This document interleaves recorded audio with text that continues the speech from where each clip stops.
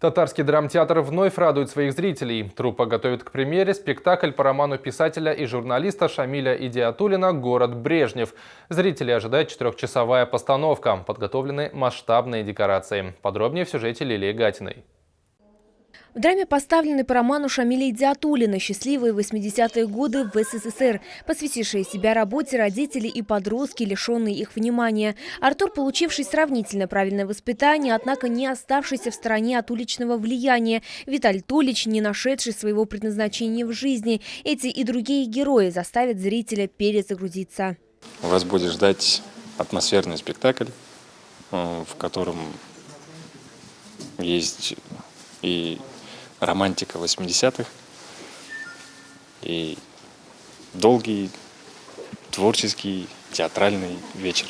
Новый зал и новые возможности дали реализовать масштабную премьеру, рассказал Олег Кинзягулов. Труппа готовит нечто неожиданное для горожан. Всего на сценическое оборудование и спецэффекты, которые привезли из Испании и Москвы, ушло более 1 миллиона рублей. Заказывали специальное оборудование для создания красивого, реального художественного снега. Поэтому Алла Версан, надеемся, что это получится и атмосферно.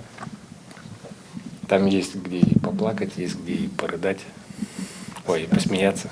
В самой постановке будет задействовано 10 человек. Все они на протяжении 4 часов будут находиться на сцене. Однако это не пугает ни режиссера, ни коллектив. Премьера «Поговорим о городе Брежнев» состоится 28 декабря в 19 часов. Лилия Гатина, Айдар Мусин, новости Челны ТВ.